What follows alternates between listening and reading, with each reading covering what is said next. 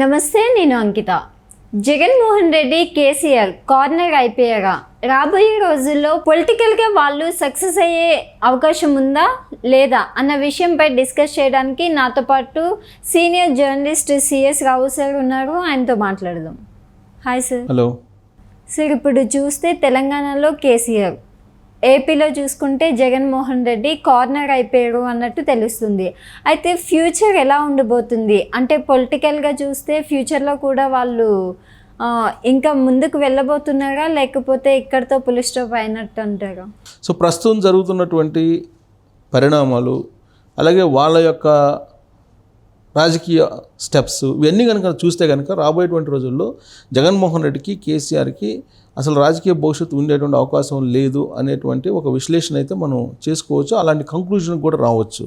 ఎందుకు ఇలాంటి పరిస్థితి వచ్చింది అని అంటే, ఇంచుమించుగా జగన్మోహన్ రెడ్డి కానీ కేసీఆర్ కానీ ఇద్దరు ఒకేలాగా రాజకీయపరమైనటువంటి అడుగులు వేస్తూ ఉన్నారు. తెలంగాణ అసెంబ్లీకి అడుగు పెట్టడానికి కేసీఆర్ ఇష్టపడలేదు. ఆయన అసలు అసెంబ్లీ వైపు చూడలేదు. ఆయన కూడా అంతే, ప్రమాణ స్వీకారం చేసేసి వెళ్ళిపోయారు. ఈ మధ్యకాలంలో మళ్ళీ వచ్చాడు 2 రోజుల క్రితం, మళ్ళీ కనిపించట్లే, ఆయన మళ్ళీ రావట్లేదు.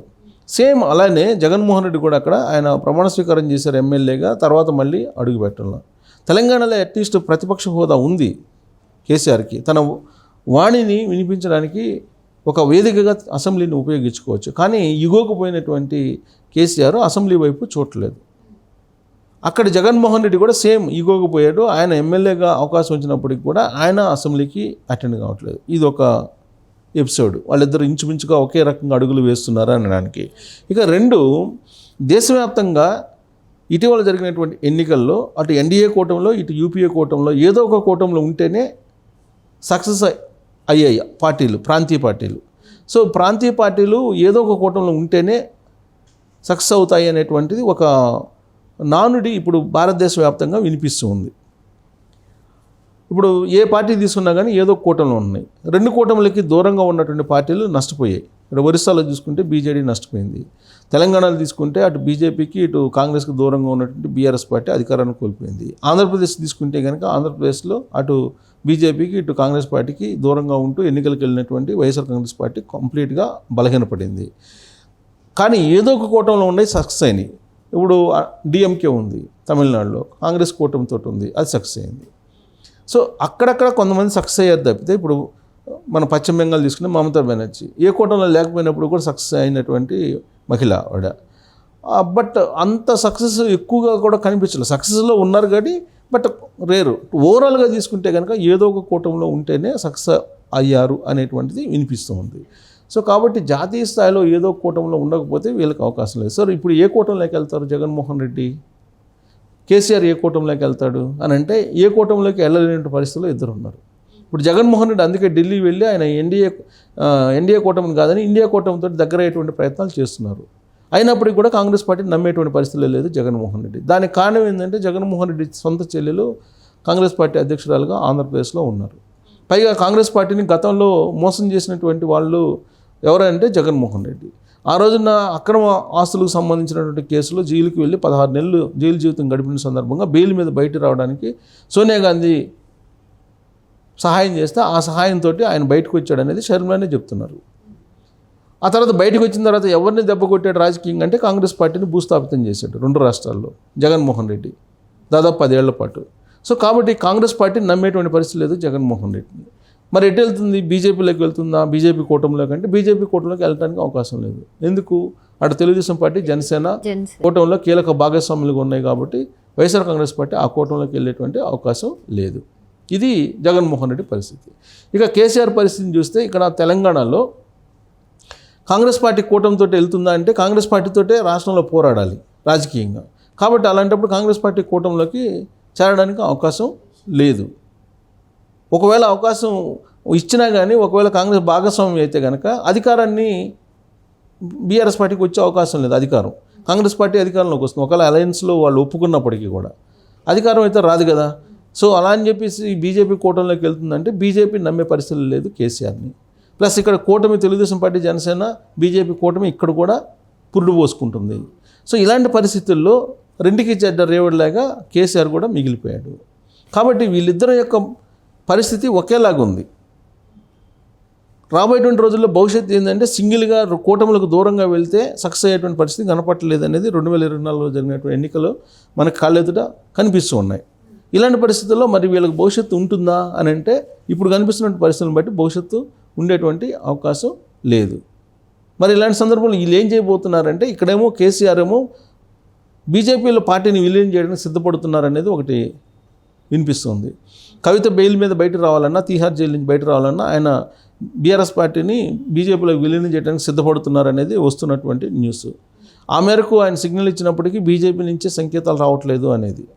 ఇక ఆంధ్రప్రదేశ్లో వైఎస్ఆర్ కాంగ్రెస్ పార్టీని కాంగ్రెస్ పార్టీలో విలీనం చేయాలి. విలీనం చేయకుండా నేను పొత్తు పెట్టుకుంటాను లేదంటే కలిసి వస్తానని అంటే ఒప్పుకునేటువంటి పరిస్థితి లేదు. అక్కడ కాంగ్రెస్ పార్టీలో విలీనం చేయడానికి ప్రయత్నాలు జరుగుతున్నాయంటే బెంగళూరు కేంద్రంగా చేసుకుని డీకే శివకుమార్ ద్వారా అలాంటి ప్రయత్నాలు చేస్తూ ఉన్నారు అనేది ఒకటి వినిపిస్తుంది. అయితే ఒకవేళ విలీనం చేస్తే మరి పార్టీ పగ్గాలు ఆ కాంగ్రెస్ పార్టీ అప్పచెప్తారా జగన్మోహన్ రెడ్డి కంటే జగన్మోహన్ రెడ్డికి పార్టీ పగ్గాలు అప్పచెప్పేదంటే పరిస్థితి కాంగ్రెస్ పార్టీ అధిష్టానం లేదు, షర్మిలాని పక్కకు పంపించే అవకాశం లేదు అని చెప్పి అంటున్నారు. సో ఇలాంటి పరిస్థితుల్లో వాళ్ళ రాజకీయం యొక్క భవిష్యత్తు అంధకారంలో కనిపిస్తుంది. దీనికి తోడు ఏంటంటే రాబోయేటువంటి రోజుల్లో జమిలీ ఎన్నికలు జరగబోతున్నాయి. అంటే అటు ఢిల్లీ ఇటు రాష్ట్రాలు అంటే అటు జాతీయ స్థాయిలో కూడా ఎన్నికలు పార్లమెంట్కి అసెంబ్లీకి ఒకేసారి జరపాలి అనేటువంటిది ఒక కాన్సెప్ట్ ఉంది. దానికి సంబంధించి ఒక కమిటీ వేశారు. మాజీ రాష్ట్రపతి రామ్నాథ్ కోవింద్ని దానికి బాధ్యతలు అప్పచెప్పారు. దాని మీద ఆల్రెడీ ఇప్పటికే మీటింగులు జరిగినాయి. జమిలీ ఎన్నికలకు సిద్ధం అని చెప్పేసి దేశంలో ఉండేటువంటి అన్ని రాష్ట్రాల్లో ఉండేటువంటి పార్టీలు మెజారిటీ ఓకే చెప్పినాయి. ఇలాంటి పరిస్థితుల్లో రాబోయేటువంటి రోజుల్లో జమిలీ ఎన్నికలు వచ్చే అవకాశం ఉంది. 2029కి ఒక ఏడాది ముందుగా అంటే 2028లో ఈ జమిలీ ఎన్నికలు వచ్చే అవకాశం ఉంది. పార్లమెంట్కి అసెంబ్లీకి ఒకేసారి కనుక ఎన్నికలు వస్తే అప్పుడు ప్రాంతీయ పార్టీలకి పెద్దగా ప్రాధాన్యత ఉండదు, జాతీయ పార్టీలకు ఉండే అవకాశం ఉంది. ఆ విధంగా కూడా వీళ్ళు నష్టపోయేటువంటి అవకాశం ఉంది. సో కాబట్టి ఎటు చూసినా కానీ వీళ్ళ యొక్క రాజకీయపరమైనటువంటి భవిష్యత్తు అనేది శూన్యంగా కనిపిస్తుంది ప్రస్తుతానికైతే అని చెప్పి చెప్పొచ్చు.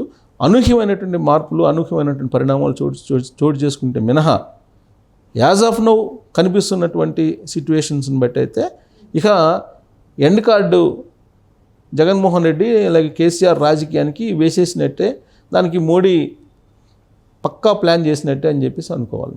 Okay. So Narendra Modi first నుంచి అదే స్టెప్ వేస్తున్నారు. వాళ్ళ బీజేపీ యొక్క లక్ష్యం ఏంటంటే ప్రాంతీయ పార్టీలు అనేది ఉండకూడదు, ప్రాంతీయ పార్టీలు వల్ల జాతీయ భావం తగ్గుతుంది, జాతీయతావాదం అనేది బలహీనపడుతుంది అనేది వాళ్ళ యొక్క ఆలోచన. అందుకే దేశవ్యాప్తంగా కూడా ప్రాంతీయ పార్టీలను నిర్వీర్యం చేసుకుంటూ వస్తుంది బీజేపీ. నరేంద్ర మోడీ అలాగే అమిత్ షా ఆధ్వర్యంలో ఉండేటువంటి బీజేపీ అయితే ఇంకా మరింత వేగంగా వెళ్తుంది ఆ దిశగా.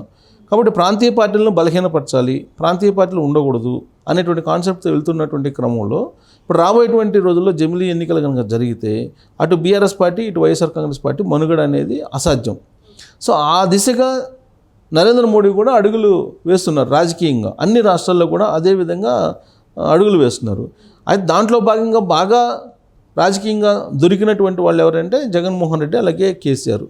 నరేంద్ర మోడీ ఇప్పుడు వాళ్ళిద్దరిని కనుక జీరో చేసి రాజకీయంగా చేయకపోతే రాబోయేటువంటి రోజుల్లో బీజేపీ ఏదైతే అనుకుంటుందో తెలుగు రాష్ట్రాల్లో ప్రత్యేకించి దక్షిణ భారతదేశంలో బలోపేతం కావాలని అది నెరవేరేటువంటి అవకాశం లేదు. కాబట్టి వీళ్ళిద్దరినీ రాజకీయంగా జీరో చేసి రాబోయేటువంటి రోజుల్లో జమిలీ ఎన్నికలు నిర్వహించడం ద్వారా దక్షిణ భారతదేశంలో కూడా అప్రతిహతంగా బీజేపీ ఎదగాలి అనేటువంటి ప్రయత్నం చేస్తుంది. దానికి చంద్రబాబు నాయుడిని పవన్ కళ్యాణ్ని ఉపయోగించుకోవాలనేటువంటి ప్రయత్నం చేస్తున్నట్టు చాలా క్లియర్గా ఈ పిక్చర్ కనిపిస్తుంది.